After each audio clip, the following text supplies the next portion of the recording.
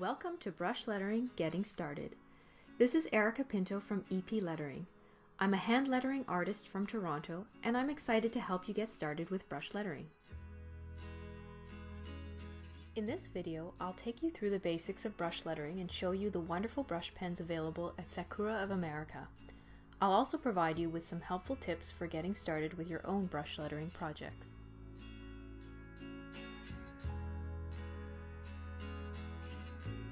Brush lettering is a form of calligraphy that uses brush pens in the place of the more traditional pen and nib. A brush pen is similar to a marker, however it has a tapered, flexible tip. When you press down on the pen, the tip bends, allowing you to create beautiful thin and thick strokes that are characteristic of brush lettering. Brush pens come in an assortment of tip sizes and colors, giving you a range of possibilities for experimenting and creating. Brush lettering is an art form that takes time and practice to perfect, but choosing the right tools can make the learning experience all the more enjoyable. There are lots of great brush pens to choose from at SAKURA of America. The first is the Koi coloring brush pen. This is a water-based pen that has a flexible nylon tip. I really love these pens because the tip is durable and can therefore withstand a fair bit of pressure when I press down on it. That makes these pens ideal for creating bright and bold lettering pieces.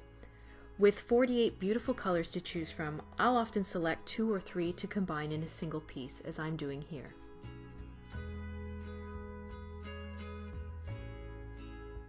Next is the Pigma brush pen. The Pigma brush pen uses archival quality Pigma ink and comes in 8 vibrant colors. The tip of the Pigma brush pen is very flexible, more so than the Koi coloring brush pen that I showed you previously. By applying very light pressure on the tip as you write, you can actually achieve incredibly thin strokes. For this reason, I like to use the Pigma brush pen for smaller projects where I want to create a more delicate look to my lettering.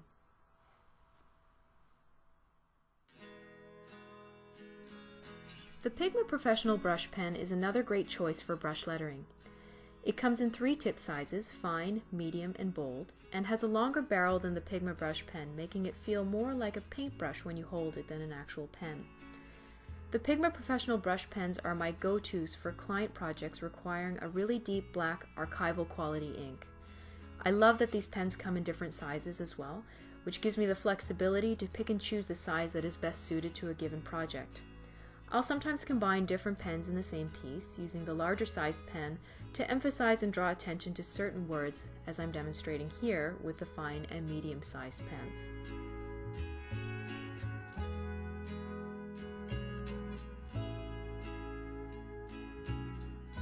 I'm often asked which pen I think is best for people who are getting started with brush lettering.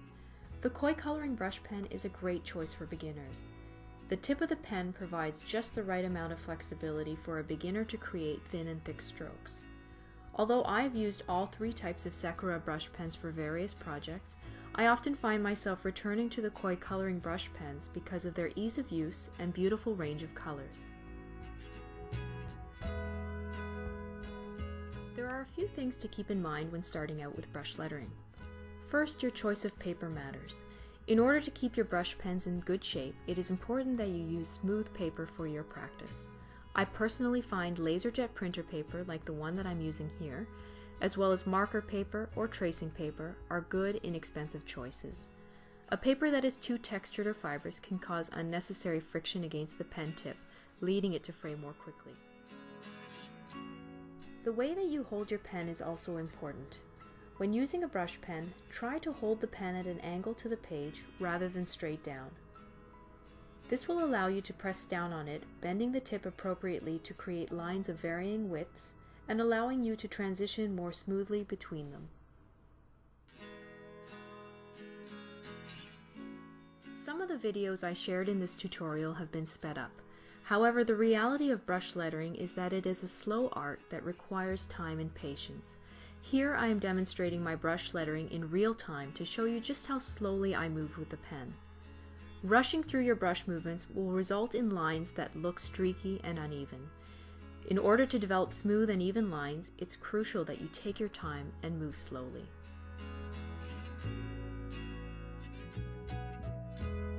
My final tip is to make time for practice. When you first start out with brush lettering, you may notice that your strokes look shaky or uneven. This is completely normal. The only way to improve at brush lettering is to practice. Setting aside some time each day to work on basic strokes and letter forms can help you develop more consistent line widths and a steadier hand. You may not notice a change right away, but with enough practice and repetition, the movements will start to come more naturally to you. Thank you so much for watching. For more brush lettering photos and videos, you can check out my Instagram account at EP Lettering.